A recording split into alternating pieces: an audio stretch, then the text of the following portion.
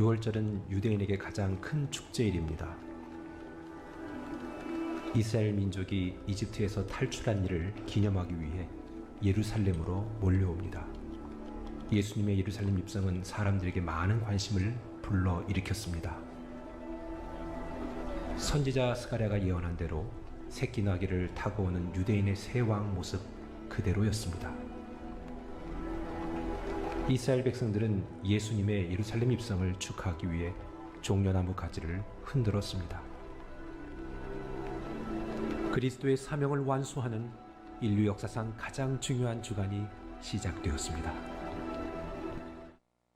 하나님의 어린 양이자 진정한 왕의 왕으로 유월절은 유대인에게 가장 중요한 세 가지 중요한 절기 중 첫 번째 일입니다. 이집트의 속박에서 이스라엘의 구원을 기념하는 것입니다. 출애굽기 12장에 하나님께서는 첫 달 10일에 흠이 없는 어린 양을 선택하라고 명하셨습니다. 선택된 어린 양은 그들의 집으로 옮겨졌고 4일 동안 그들의 가족과 함께 살게 됩니다. 15째 날이 시작되기 전날 저녁에 어린 양을 죽였습니다. 문설주에 바른 어린 양의 피가 이스라엘의 죽음을 대신한 것입니다. 유월절을 기념하고 속박으로부터 구해준 하나님의 위대한 구원을 기억했습니다. 그래서 예수님 시대의 유대인들은 다가올 메시아를 고대하고 있었습니다. 그들은 유월절에 오신 예수님이 로마의 압제로부터 그들을 구원해 줄 것을 믿었고 유월절 직전에 예수님은 예루살렘으로 가는 마지막 여행을 시작했습니다.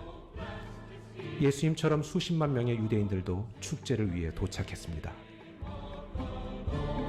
많은 사람들은 수용할 수 없을 정도로 꽉 찼습니다. 그래서 많은 사람들은 주변 지역에 진을 쳤고 예수님께서도 예루살렘에서 3km 떨어진 베다니에 머무셨습니다. 마리아, 마르다, 나사로의 베다니 가족은 예수님을 통해 다시 살아난 가정입니다. 죽은 나사로를 살리신 이 놀라운 기적의 소식은 산불처럼 퍼졌습니다. 약속된 메시아가 왔다.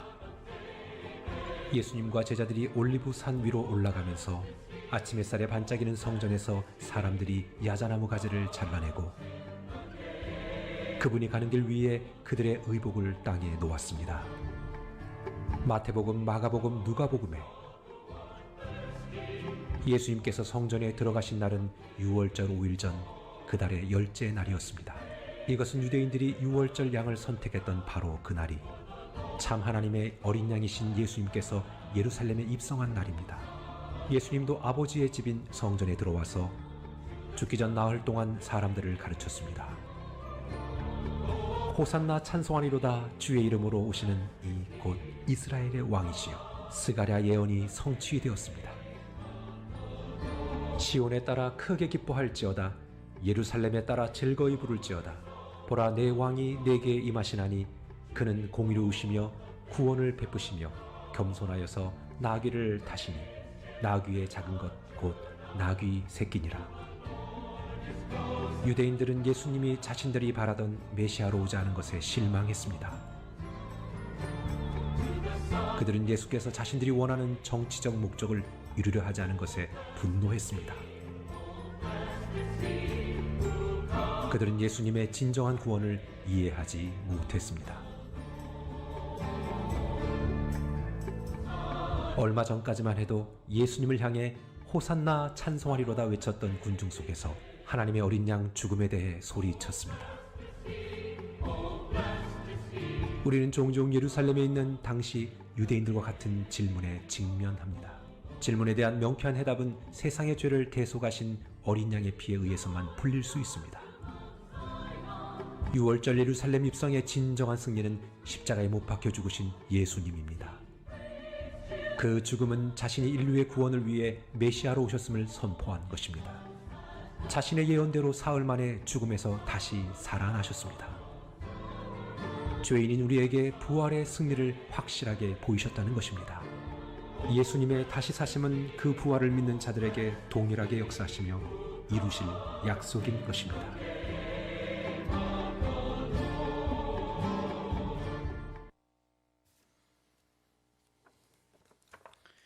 인류 역사의 가장 위대한 반전 드라마는 바로 예수님의 십자가와 부활 사건입니다. 십자가상에서 하나님의 위대한 역전승이 이루어졌습니다. 그것은 바로 사망 권세를 이기시고 예수님께서 3일 만에 부활하셨기 때문에 그렇습니다. 오늘은 그 전주일인 종려주일입니다. 종려나무가지는 오늘 영상에서는 야자나무 가지로 표현됐고, 또 감람산은 바로 올리브산으로 표현되었습니다. 감람나무가 오늘의 올리브 나무입니다. 사도 바울은 부활을 변증하기 위해서 고린도전서 15장에 기록하기를 진정한 승리자인 예수님, 6월절의 진정한 승리자는 예수님이고 그것은 바로 사망 권세를 이기시고 우리에게도 동일한 승리를 약속하셨다. 고린도전서 15장 55절, 사망아 너의 승리가 어디 있느냐? 사망아 내가 쏘는 것이 어디 있느냐? 사망이 쏘는 것은 죄요 죄의 권능은 율법이라. 우리 주 예수 그리스도로 말미암아 우리에게 승리를 주시는 하나님께 감사하노니 그러므로 내 사랑하는 형제들아 견실하며 흔들리지 말고 항상 주의 일에 더욱 힘쓰는 자들이 되라. 이는 너희 수고가 주 안에서 헛되지 않은 줄 알미라. 그렇습니다. 예수님이 십자가에서 끝나지 않고 부활로 다시 살아나셨기 때문에 오늘 우리가 신앙생활하는 거 헛되지 않습니다. 또 주를 위해서 봉사하고 섬기는 것도 헛되지 않습니다. 그러나 만일 우리가 부활신앙이 없다면 코로나의 위기도 이겨내기 어려울 것입니다. 오늘 우리가 당하는 여러 가지 환난, 핍박, 우겨쌈을 이길 수 있는 원동력은 무엇입니까? 그것은 바로 세상의 거센 파도, 풍랑을 헤쳐나갈 수 있는 원동력은 그 사람에게 과연 부활의 소망이 있고 부활성이 있느냐에 달려 있습니다. 내가 당하는 환난이 크고 너무 힘들어서 내가 신앙생활하기 어렵다 이렇게 생각하지 마시고 반대로 나한테 과연 부활신앙이 있는가? 최후에 오는 것은 죽음이잖아요. 요즘 우리가 흔히 속되게 하는 말이 그래봤자 죽기밖에 더 하겠느냐. 근데 죽음에서 다시 살아나고 부활의 소망이 있다면 우리 쉽게 포기하지 않을 것입니다. 그래서 여러분 스스로 진단해 보세요.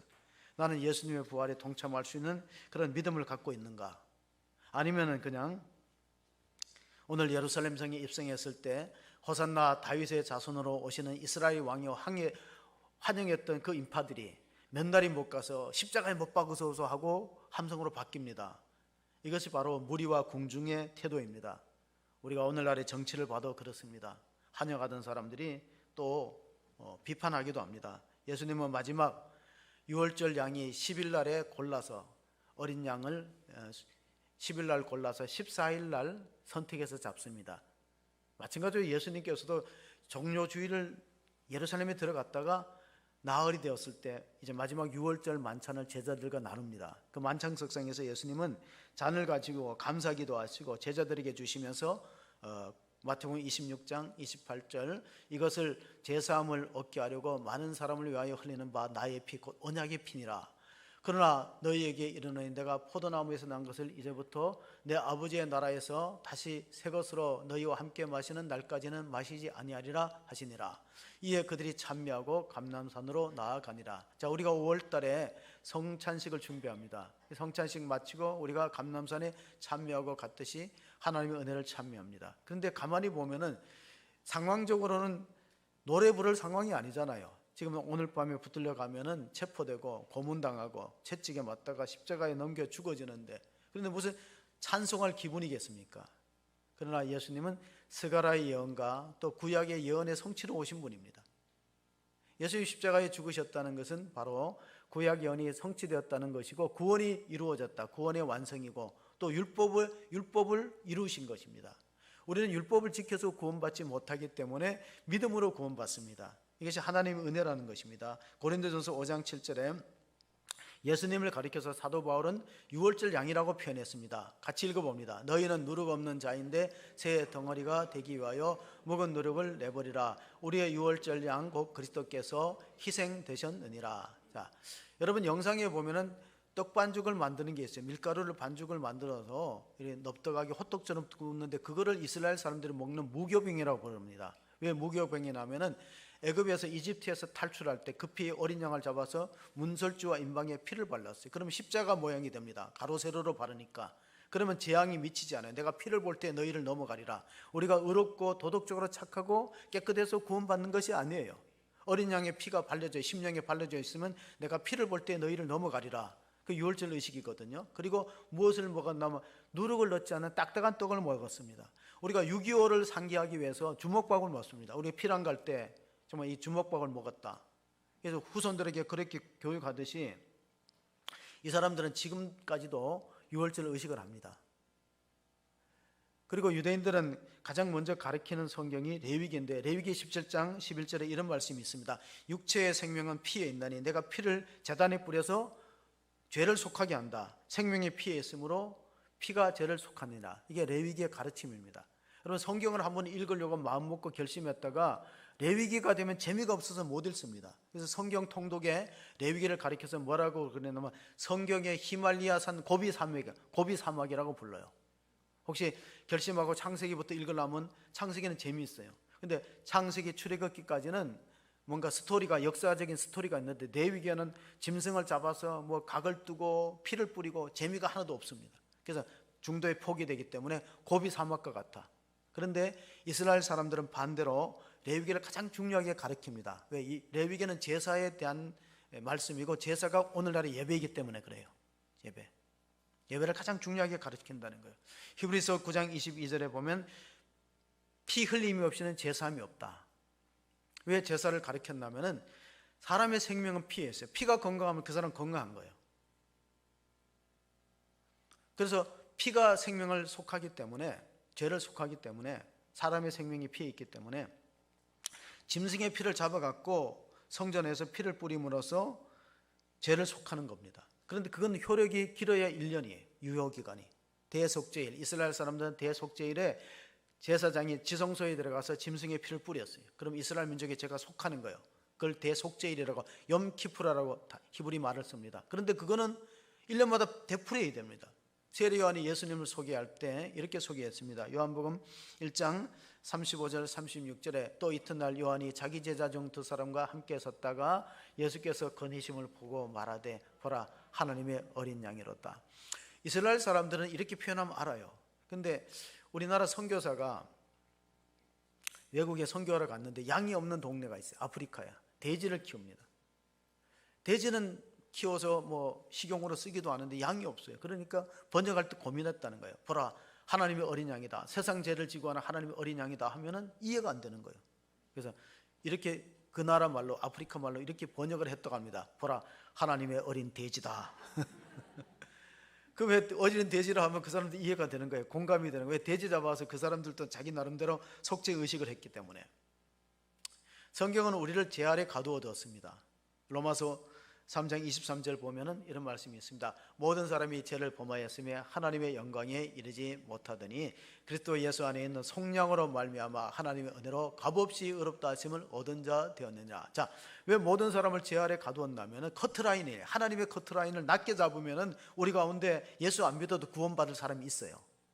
그 사람은 법 없이도 살 수 있고 착합니다. 남에게 동정심을 발휘하고 참 법 없이도 법을 잘 지키고 삽니다. 이런데 성경을 읽어보면 성경의 율법이 너무나 높아요. 도덕적 커트라인이 너무 높아요. 하나 예를 들어 보겠습니다. 모세의 율법에는 살인하지 않으면 죄가 안 되었어요. 근데 마태복음 5장의 산상수훈에 보면 예수님이 형제를 미워하거나 욕하면은 마음으로 살인한 거라는 거예요. 우리가 너무 미운 사람이 있으면 막 이런 말 합니다. 여러분 이런 말 안 쓰셨어요? 아유 소리 없는 총이라도 있었으면. 우리나라는 총기 소지하면 안 돼요. 총기 소지하면 남편들이 많이 죽을 것 같아. 소리 없는 총이라도 있었으면. 자, 말씀이 조금 가지를 쳤는데 하나님의 율법의 수준이 너무 높은데 예수님은 율법을 애누리 하지 않았어요. 이렇게 말했어요. 모세는 옛사람은 말한 바 살인하지 말라 하였거니와 나는 형제를 미워하는 자마다 살인하더니 우리가 율법으로 구원받을 수가 없어요. 율법으로 우리가 다 죄아래 갇혀 있는 거예요. 그게 로마서 3장 23절 24절의 말씀입니다. 다시 말씀을 상기해 보면요, 모든 사람이 죄를 범하였으면 하나님의 완전에 하나님 요구하는 표준에 이르지 못했다는 거예요. 표준 미달이야. 그럼 어떻게 하느냐? 그리스도 예수 안에 있는 속량, 예수님이 대신 십자가에 죽으심으로 하나님의 은혜로 값없이 의롭다 하심을 얻은 자 되었다. 이 속량이라는 게 뭐냐면은 몸값입니다. 랜섬, 영어 단어로 랜섬입니다. 유괴범이 아이를 유괴했어요. 절대로 이제 그런 일이 있어서는 안 되는데, 저는 엄격하게 다뤄야 될 사람 중에 하나가 유괴범이에요. 유괴범은 엄격하게 사형시켜야 된다고 봅니다. 그 부모의 마음은 얼마나 힘들겠어요. 옛날에 그 랜섬이라는 제목의 영화가 있어요. 항공회사 그 아들이 납치됐습니다. 근데 그 영화 주인공이 아마 패션 오브 크라이스트인가 거기 제작자고 주인공이죠. 예? 멜 깁슨. 아, 이거 많이 보시네. 예, 멜 깁슨. 예, 맞아요. 멜 깁슨이에요. 그 랜섬이라는 항공사의 아들을 납치해 갔어요. 그래서 유괴범들이 돈을 요구하잖아요. 엄청난 액수의 돈을 요구하는데, 그 항공사 사장 주인공 멜 깁슨이 TV에 기자회견을 자체해 갖고 유괴범이 요구하는 현상금의 배를 주겠으니 잡아달라 그랬어요. 그러니까 아내가 막 울부짖습니다. 당신 이렇게 하면 우리 아이 죽습니다. 근데 유괴범이 한 사람이 아니고 몇 명이 되었어요. 자기네끼리 싸우다가 현상금 타기 위해서 그냥 우리가 자수하고 현상금 타자 이래갖고 싸우다가 결국은 이제 아이가 생명을 구했는데, 그게 속량이에요. 여기서 말하는 생량 몸값이라는 거예요. 옛날에 노예를 사고 팔았습니다. 우리가 잘 아는 것처럼 에브라함 링컨 미국의 16대 대통령이 노예 해방을 위해서 전쟁까지 치렀잖아요. 그러니까 랜섬 속량이라는 것은 어떤 사람이 팔려갔어요. 죄로 팔려갔든지 노예가 됐든지, 그러면 몸값을 주고 빼오는 건데, 우리는 하나님의 율법을 못 지켰기 때문에 죄의 삭은 사망에 죽어야 돼요. 우리가 다 죽어야 돼요. 죽음의 존재잖아요. 근데 거기서 생명으로 바꾸기 위해서는 누군가가 죄의 값을 청산해 줘야 되는, 예수님 십자가에서 우리 죄를 다 씻었다는 거예요. 예수님 십자가에서 7마디 말씀하셨는데 6번째 말씀이 다 이루었다는 테텔레스타이라는 헬라어를 썼는데 지불 완료라는 겁니다. 그 당시에 상거래를 하면은 내가 빌린 돈이나 대금을 지불하면은 테텔레스타이라는 헬라어를 썼어요. 지불 완료. 예수님 마지막 십자가에서 7마디 하는 중에 하나가 6번째가 다 이루었다. 다 이루었다는 3가지입니다.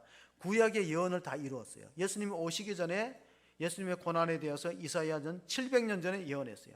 고난 당하실 것을. 자, 율법을 이루었어요. 우리는 율법을 못 지키지만 예수님 율법을 다 완성했어요. 그럼 우리는 예수 믿음으로써 율법 지킨 걸로 인정해 주는 거예요. 예수를 믿음으로. 이게 믿음으로 말미암는 구원이고 은혜예요.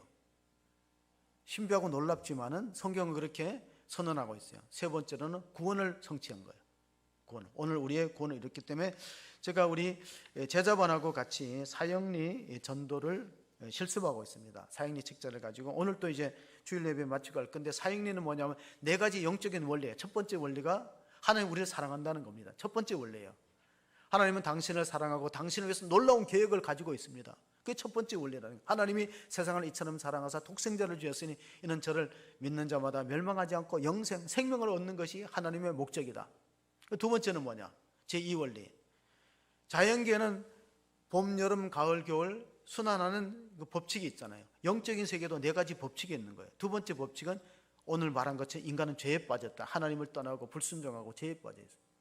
죄의 삭은 사망이라고 되어 있습니다. 죽어야 돼요. 우리가 다 죽음의 존재예요. 3번째는 뭐냐면은, 그럼 이 죽음의 문제를 누가 해결했느냐?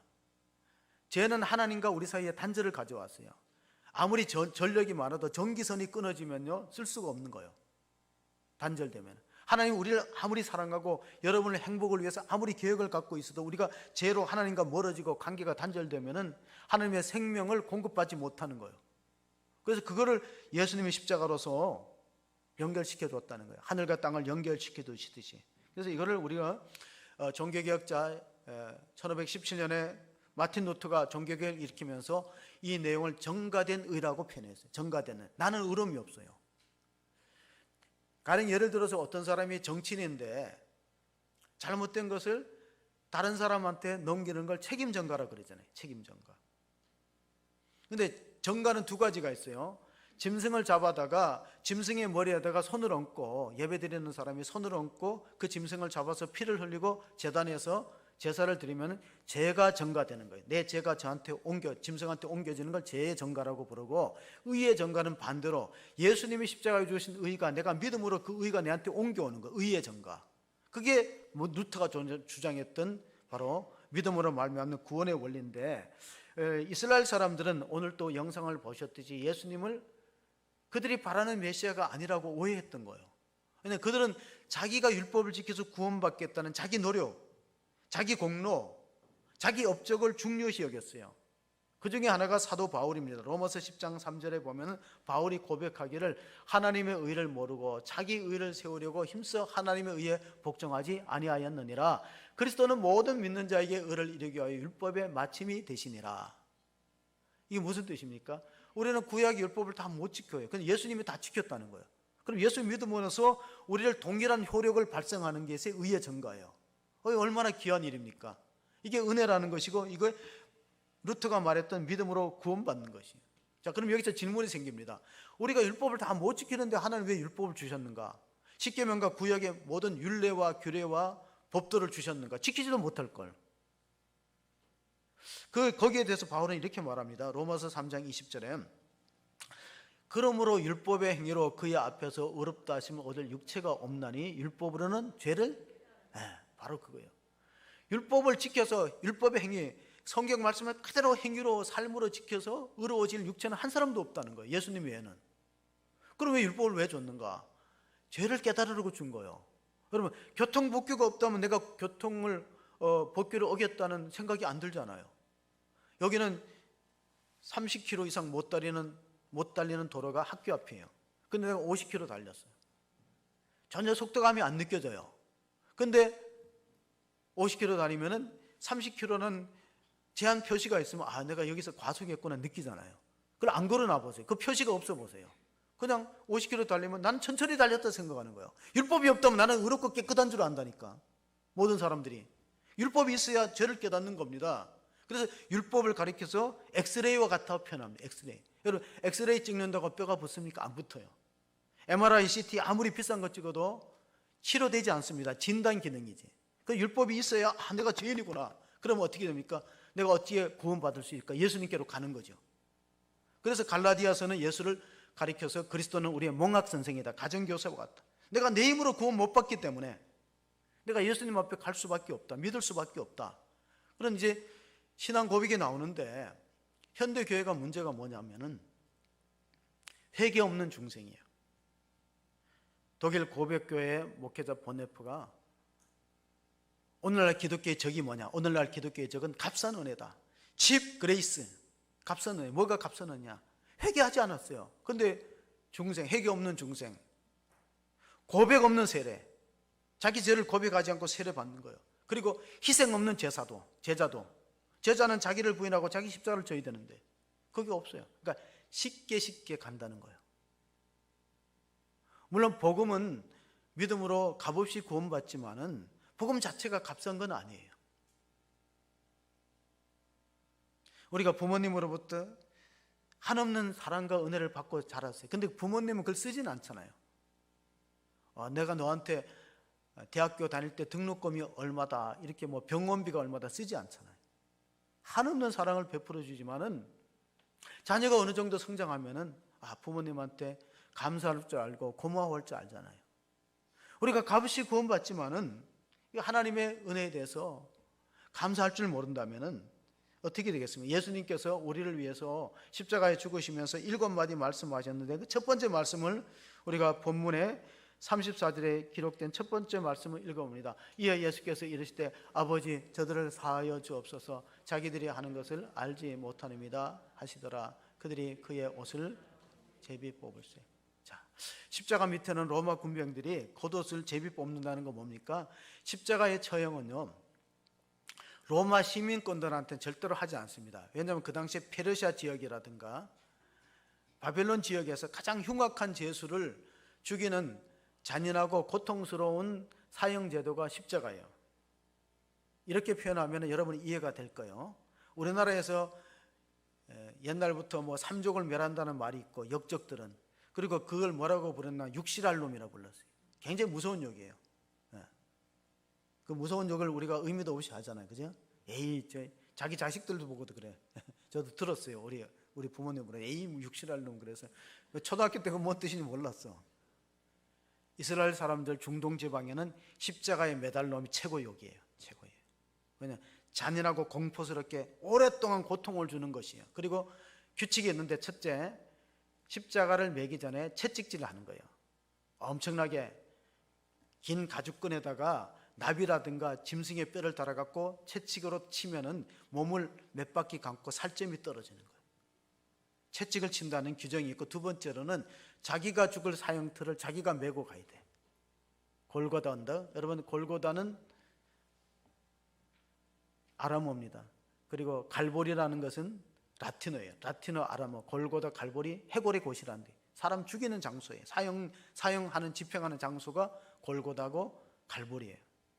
거기 메고 올라가야 돼요. 예수님은 너무 지치고 힘들으니까 구레네 사람 시몬이 대신 십자가 사형 집행할 시간이 지연되니까 대신 지고 가라 그랬잖아요. 거기 가서 죽는 거고, 세 번째는 뭐냐면은 시체를 방치하는 거예요. 짐승이, 독수리가 와 눈도 파먹고 짐승이 뜯어먹게 하고. 아무도 장례를 치러주지 않으니까 국회의원, 당시에 이스라엘의 국회의원이었던 아리마대 요셉이 당돌하게 빌라도 앞에 가서 시체를 달라 그랬어요. 자기 가족묘에다가 안장했습니다. 근데 예수님은 아리마대 요셉의 가족묘에서 며칠 있었어요? 3일밖에 안 있었어요. 렌트를 오래 하면 돈이 많이 들잖아. 무덤도 렌트해서 있어요. 예수님 무덤조차 없었어요. 3일 만에 부활하셔서 이 모든 것들이 다윗의 시편을 기록할 때 메시아 순환시를 예언했는데, 다윗과 예수님의 시간적인 간격은 1000년이에요. 여러분, 1000년 전에 기록된 예언이 1000년 후에 이루어진다는 건 성경밖에 없습니다. 오늘 우리가 영상을 보면서 예수님이 죽는 타이밍이 6월절 양이 잡아 죽는 거랑 절묘하게 일치되는 걸 보면 성경은 굉장히 체계적이고 과학적이다. 시편 22편 18절에 보면은 이런 말씀이 예언되어 있습니다. 내 겉옷을 나누며 속옷을 제비뽑나이다. 아니, 사진을 찍은 것도 아니고 예수님 밑에서, 십자가 밑에서 로마 군병이 겉옷을 나누고 속옷을 제비뽑는 거, 서로 나누는 걸 어떻게 아셨어요?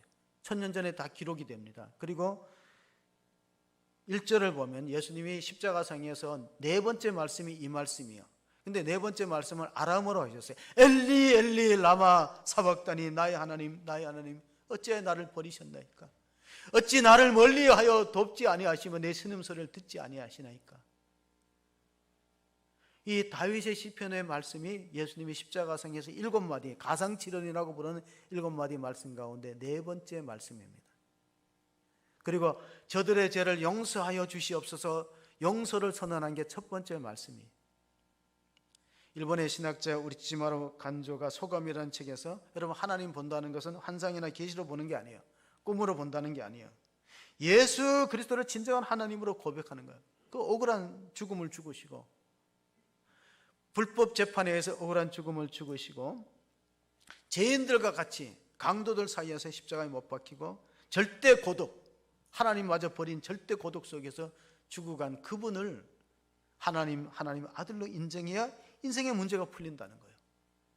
요한복음 1장 18절에 우리가 하나님을 보지는 못했지만은 하나님 품속에서 나타나신 독생자가, 예수 그리스도가 하나님을 보여준다는 거예요.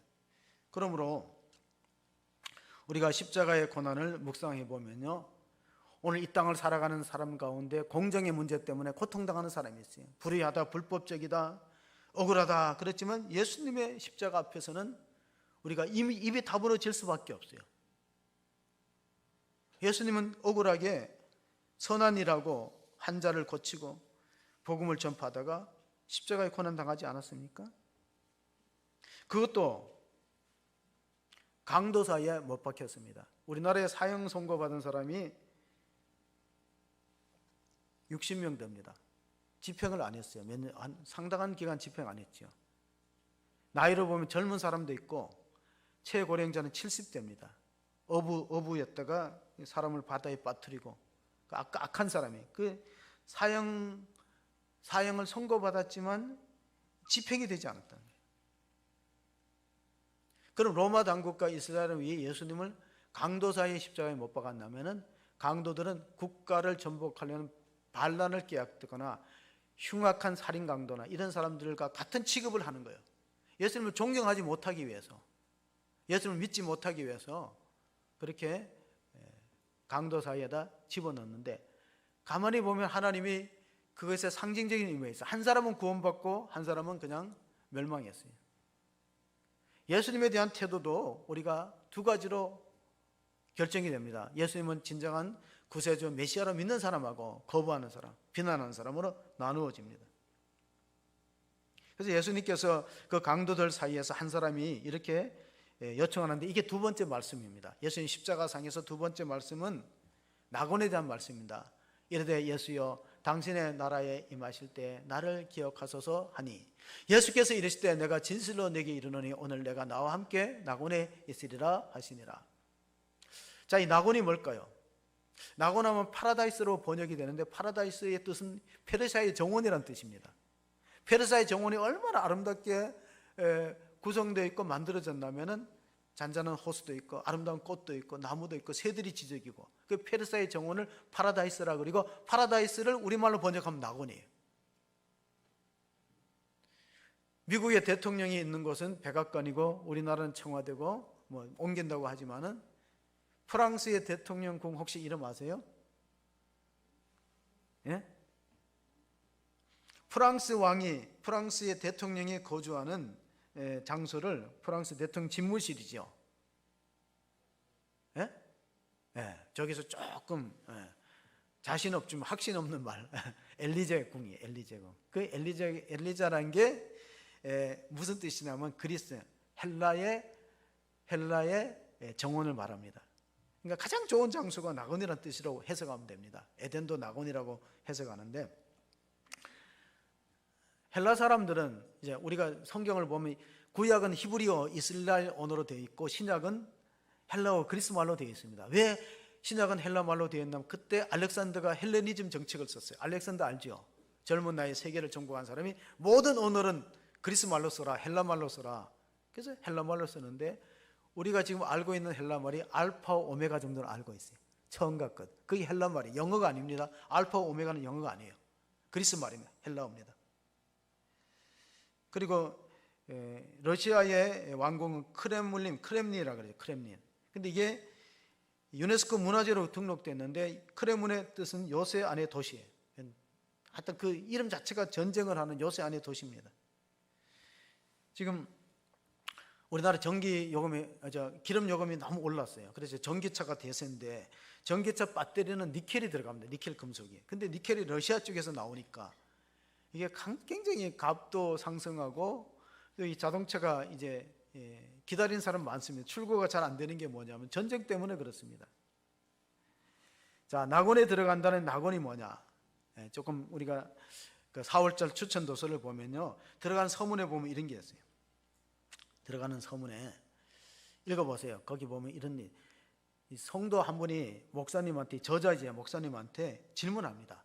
인류 역사는 시작과 끝이 있다면서요? 그렇죠. 그럼 우리가 이렇게 고생하고 살다가도 역사가 종결되고 역사가 끝나는 그런 게 있으면 하나님 왜 세상을 창조하셨습니까? 그건 질문이에요. 여러분 생각에는 어때요?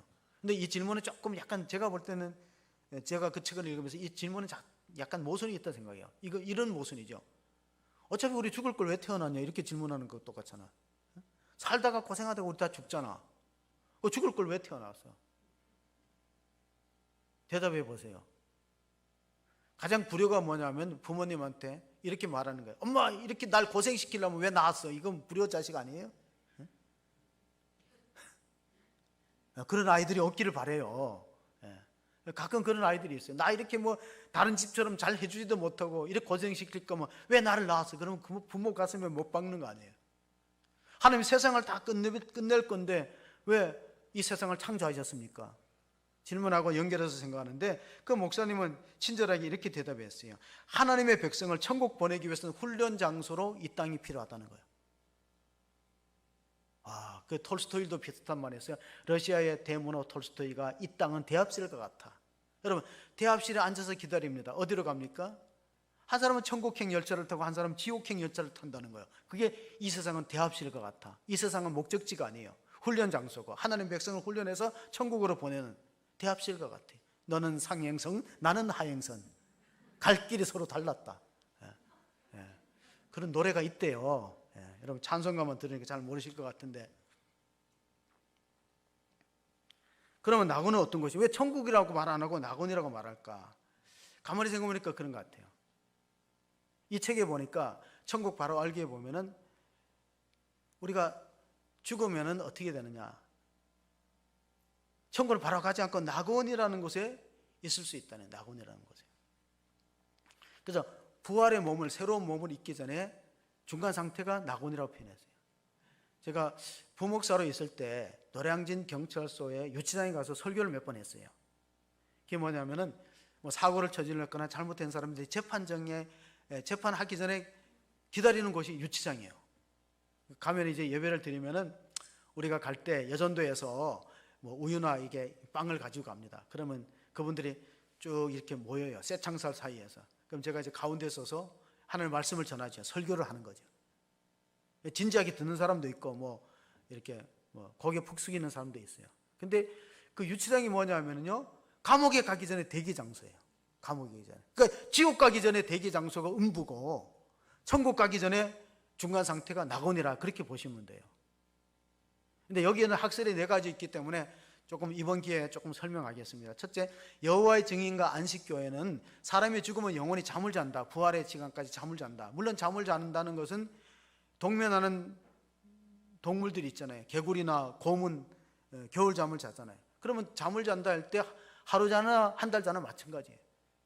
무덤 속에 100년을 잠들어 있으나 영원히 잠들어 있다는 것이 안식교와 여호와의 증인들의 해석이고, 또 하나는 가톨릭의 해석은 연옥이 있어요. 그래서 그가 천국에 가기 전에 연옥 속에서 영원히 정화되고 또 후손들이 잘 많이 기도해 주면 점점 올라가서 천국으로 간다. 제가 고등학교 졸업할 때 그 단테의 신곡을 한번 읽어봤는데 너무 어려워갖고 막 며칠을 씨름했는데 기억이 별로 안 나요. 단테가 베아트리체를 굉장히 연모해갖고 그 일주일 동안 천국과 연옥과 지옥을 다 보면서 대서사시로 쓴 것이 단테의 신곡이라는 방대한 저술이에요. 단테는 이탈리아 사람으로 알고 있는데 거기 보면 지옥의 밑바닥에 누가 들어가나 하면 배신한 사람이 들어가요.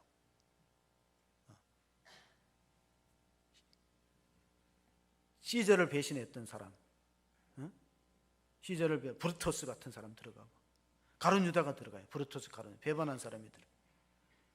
그 연옥도 있고 그래요. 그래서 가톨릭은 연옥을 얘기하고, 제가 이제 장로의 신학대학교 신대원에서 공부할 때 총장이 김명용 박사인데 그분이 조직신학을 공부했는데 그분이 이렇게 말하더라고요. 자기는 칼바르트하고 몰트만에서 공부를 했는데 죽으면 그 영혼이 바로 부활의 몸을 입고 천국에 있다는 거예요. 그러니까 성경하고 좀 달라요. 바로 부활의 몸을 입는. 그러니까 4번째 견해가 뭐냐? 4번째 견해가 조금 전에 얘기했던, 죽으면 영혼이 부활의 몸을 입기 전에 영혼이 의식이 있는 채로, 몸은 이 땅에서 장례 지내고 의식이 있는 채로 낙원과 음부라는 곳에 들어간다는 거예요.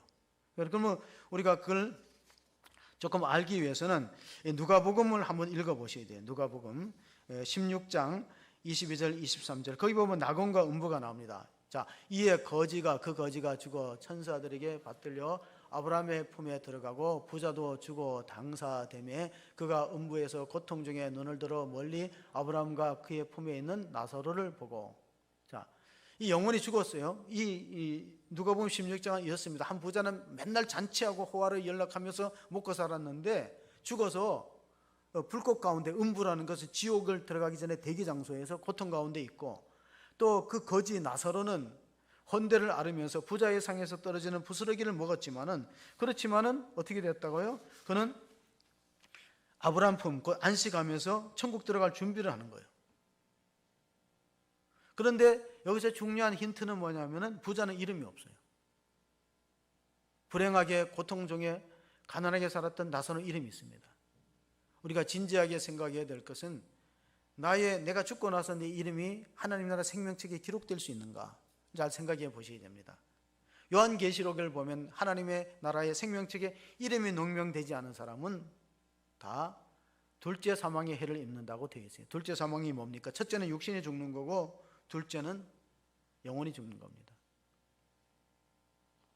어쨌든 우리가 마지막 참 중요해요. 독일 속담에 보면은 끝이 좋으면 모든 것이 좋다는 말이 있어요. 유대인들은 탈무드에 마지막에 웃는 사람이 승리자라는 그런 말을 기록했는데 이순신 장군이 마지막 말이 뭔지 아시죠? 싸움이 위중하니 나의 죽음을 알리지 말라. 정말 나라를 생각하는 애국자, 나의 죽음을 알리지 말라. 싸움이 위중하고 치열하니까 나의 죽음을 알리지 말라. 장로교를 창시했던 칼빈은 내 무덤에 묘비를 세우지 말라 그랬어요. 그래서 칼빈의 무덤이 정확하게 어딘지 몰라요. 왜냐하면 모든 것은 하나님의 은혜고 하나님의 공로다. 그러니까 하나님의 은덕을 입고 살아왔지 내 힘으로 사는 게 없다. 모든 것이 하나님의 은혜라고 하나님께 영광을 돌렸던 것이 칼빈의 마지막 말입니다. 여러분은 어떤 마지막 말을 준비하고 있습니까? 요즘에 신세대들은요 야근을 싫어한대요. 그래서 신세대 퇴근법이라는 재미있는 글이 있는데, 나의 퇴근을 아무에게도 알리지 말라. 이렇게 하면 이순신 장군형이야. 퇴근이냐 퇴직이냐 이것이 문제로다 하면 햄릿형이야. 햄릿형. 나는 퇴근이 싫어요. 이승복형이야. 나는 공산당이 싫어요 했잖아요. 또 나의 사전에는 야근은 없다. 그건 나폴레옹형이죠. 야근은 다 싫어한다는 거예요. 돈을 더 준데도 야근을 싫어해요. 김구형은 뭡니까? 나의 첫 번째 소원은 퇴근이다. 그런 말. 메가더는 뭡니까? 나는 퇴근하는 것이 아니라 다만 사라질 뿐이다 하고 은근히 사라지는 사람이 있다는 거예요. 여러분의 마지막은 어떻게 장실하겠습니까? 우리가 3월 달에 메멘토 모리라는 이어령 교수의 책을 제가 소개했는데, 거기 이런 내용이 나옵니다. 어떤 천국 간 사람이 있어요. 천국 가니까 너무나 좋은 거예요. 금은보화로 장식된 길들이 있고 집도 으리으리하고 시중드는 하인도 참 많아요. 그래갖고 손가락 하나 까딱 안 해도 돼. 근데 나중에 심심하잖아요. 그래서 뭔가를 해보려고 그러니까 하인이 막는 거예요. 내 좀 뭐 좀 하겠다 그러니까 이러시면 안 됩니다. 이러시면 안 돼. 여기서 이러시면 안 됩니다. 여기는 다 시키기만 하면 되고 그냥 우리한테 하인들한테 다 분봉하시면 되고 절대로 본인이 하는 건 안 됩니다. 그러니까 이 사람이 이상한 생각이 들죠. 이렇게 아무것도 못하게 하면 차라리 지옥 가는 게 낫지. 그랬더니 이게 천국인 줄 아셨어요? 여기가 지옥입니다. 그러더라고요. 지루해서 못 견디는 거예요. 지루해서요. 현대인들의 특징 중에 하나가 뭐냐면 지루한 걸 못 참아요. 그래서 설교학에 이런 설교학이 있어요. 제가 들은 설교학 강의 중에 지루한 설교는 죄악이다. 그래서 제가 빨리 마칠게요. 곧 끝낼 겁니다. 지루한 설교는 죄악이란 말이 있어요. 지루한 걸 못 참는 거예요, 사람들이. 그러니까 천국 가서 심심하면 못 견디는데, 그럼 천국 가면 뭐 할 거냐?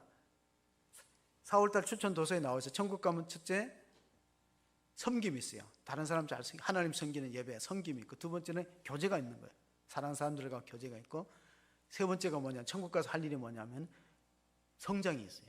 그럼 우리가 죽을 때까지 배우고 또 하나님 나라 가서 배워야 되는 거예요. 계속 배워야 되는 거예요.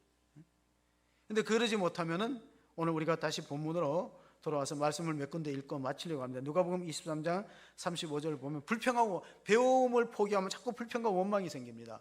백성은 서서 구경하는데 관리들은 비웃어 이르되 저가 남은 구원하였을 때 만일 하나님이 택하신 자 그리스도이면 자신도 구원할지어다 하고 군인들도 희롱하면서 나와 신포도주를 주며, 신포도를 왜 줬냐면 마취제거든요.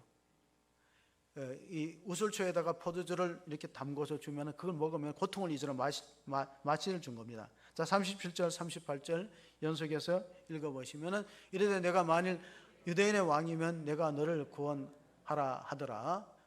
그의 위에는 유대인의 왕이라는 쓴표가 있더라. 근데 성경에 보니까 유대인의 왕이라고 쓴 것은 히브리 말이고 라틴 말로도 쓰고 헬라 말로도 써요. 3개국어로 썼어요. 그게 뭐냐면은 예수님은 이스라엘 민족의 구세주가 아니에요. 이스라엘 민족의 왕이 아닌 전 인류의 만왕의 왕으로 우리의 죄를 속하고 우리에게 영생을 주시기 위해서 보내신 하나님의 아들이다는 증명이죠. 39절 40절을 우리가 보시면은 이런 말씀이 있어요. 달린 행악자 중에 하나는 비방하여 이르되 내가 그리스도냐 아니냐 너와 우리를 구원하라 하되, 하나는 그 사람을 꾸짖어 이르되 내가 동일한 정죄를 받고도 하나님을 두려워하지 않느냐. 자, 한 사람은 정신 차리고 회개한 사람이, 우리는 마땅히 남을 죽이고 살인 강도하고 반란을 일으키다가 우리 죽어 마땅하지 않나. 근데 이분은 선한 일만 했다 하고 예수님을 주 예수여 당신의 나라가 임할 때 나를 기억하옵소서 해서 구원의 반열에 섰고, 한 사람은 계속 비방하고 욕해서 멸망했어요. 그럼 우리도 선택을 하셔야 됩니다. 프랑스의 장폴 사르트르는 실존주의자입니다. 인생은 B와 D 사이의 C다. 버스데이. 데스, 죽음, 초이스, 그 사이에 초이스다. 이 사람은 선택을 잘했어요. 여러분도 어떤 선택을 하시겠습니까? 사순절은 예수님을 본받아서 용서를 실천해야 됩니다. 용서를 하기 위해서는 용기가 필요해요. 우리는 용서받기 위해서 기도하고 용서하기 위해서 기도해야 됩니다. 용서를 안 할 경우에 누가 피해자냐? 당사자가 가장 피해자입니다. 왜? 남을 미워하고 증오하면 마음속에 엔돌핀이 안 생기고 아드레날린이 생겨요. 공격성 호르몬이 생겨요. 건강을 해칩니다. 면역력이 떨어집니다. 각종 질병에 시달립니다. 여러분, 정신병원의 원장이 말했어요. 용서하고 용서받을 수 있다면 입원 환자 절반을 내보내도 된대요. 우리는 용서하기 위해서도 기도하고 용서받기 위해서도 기도해야 되는데, 골로새서 3장 13절을 보시면은 바울이 누가 누구에게 불만이 있거든 서로 용납하여 피차 용서하되 주께서 너희를 용서하신 것 같이 너희도 그리하고 이 모든 것 위에 사랑을 더하라. 이는 온전하게 매는 띠니라. 용서 위에 사랑을 더해야 돼요. 내가 먼저 손 내밀지 못하고 내가 먼저 웃음 주지 못하고 상대방이 먼저 해주기를 기다리지 말고 용기 있는 사람이 먼저 하는 거예요. 용서를 한 다음에 사랑으로 띠를 매라는 것은 옛날에 어머니들이 아기를 업을 때 보니까 포대기로 업었어요. 그래서 또 다시 뭔가 그 끈 같은 거로 찔끈 동력 매니까 내가 다리가 피가 안 통해서 죽는 줄 알았어, 어릴 때. 근데 말을 못 하잖아, 애기니까. 아이씨, 다리가 지금 저려서 죽겠는데 꽉 잡아 매더라고. 왜 그랬어요? 안 떨어지려고. 어떻게 하든 내 새끼를 보호하는 하나님의 사랑이 그런 거예요. 믿음에서 안 떨어지기 위해서 이렇게 사랑에 줄로 묶는데 우리 자꾸 조그만 일이 있으면 시험 들고 떠나버려. 작은 일에. 아버지한테 야단받은 아들이 도망갔어요. 도망갔고 아버지와 관계가 안 좋잖아요. 스페인에서 있었던 일인데 이 소설의 단편의 제목이 해밍웨이의 세계의 수도라는 단편이에요. 그게 마드리드 신문에 냈습니다. 어떻게 냈습니까? 내용은 이렇습니다. 파코야, 화요일날, 매달 며칠 화요일날 몬타나 호텔에서 만나자. 정오에 만나자. 내가 너를 다 용서한다. 그런데 파코가 몇 명 왔나면 800명 왔어요. 800명. 파코라는 이름이 프란체스코의 이 스페인 이름인데요. 파코라는 이름이 너무 많은 거예요. 우리나라로 말하면 가장 흔한 이름이 있잖아요. 철수. 안철수 말고 철수. 그럼 철수야 뭐이라는 얼마나 많은 철수가 왔는지 800명이 왔다는. 그 뭐냐면은 인간관계에서 용서하지 못하고 용서받지 못한 사람이 너무나 많이 불행해집니다. 병 걸려요. 그래도 지구는 돈다. 는 그 갈릴레오의 주장을 함께했던 폴란드의 천문학자가 있습니다. 그 사람 이름이 코페르니쿠스예요. 지동설을 주장했어요. 그 죽고 나서 동상이 세워졌는데 유럽의 동상을 보면은요, 십자가를 바라보고 팔짱을 끼고 십자가를 바라보는데 그 밑에는 지구본과 나침판이 새겨져 있어요. 그리고 동상 밑에는 글귀가 있는데 나는 사도 바울이 받았던 은혜를 구하지 않습니다. 나는 베드로에게 주셨던 능력을 구하지 않습니다. 나는 다만 십자가의 한 강도에게 베푸셨던 하나님의 긍휼과 자비를 원합니다. 오늘 우리가 사순절에 주님의 용서를 체험하고 구원을 확신하면서 부활의 소망 가운데 거하는 복된 성도가 되시기를 주의 이름으로 축원합니다. 아멘. 하나님 아버지 감사합니다. 오늘 예수님은 십자가의 고통 속에서도 우리를 생각해서 제사함 아버지여 저들의 죄를 용서하소서. 자기들이 하는 것을 알지 못합니다. 하나님, 우리가 진정한 회개가 있기를 원합니다. 회개 없이 구원 없습니다. 내가 죽을 수밖에 없는 죄인이라는 걸 뼈저리게 깨닫고 회개함으로써 다 이루었다는 주님의 군에 참여하는 제들 되게 축복하여 주시옵소서. 하나님, 우리는 율법을 행함으로 구원받을 수 없는 연약한 육체를 갖고 있습니다. 그러나 주님께서는 우리에게 영원히 죽지 않는 부활의 몸을 약속해 주었습니다. 사망아 너의 쏘는 것이 어디 있느냐? 사망에 쏘는 것은 죄요 죄의 권능은 율법이라고 했습니다. 우리는 율법을 지킬 수 없지만 주님의 율법을 완성하시고 십자가에서 다 이루셨다고 선언했습니다. 오늘 내가 너와 함께 낙원에 들어갈 것이다. 주님, 주께서 우리 강도에게 베푸던 은혜처럼 오늘 이 자리에 예배에 참석하고 영상 예배에 동참한 모든 분들이 하나님의 나라 영원한 낙원에 들어가는 굳센 믿음을 허락하여 주시기를 간절히 원하옵고 우리 구주 예수 그리스도의 이름으로 기도하옵나이다. 아멘.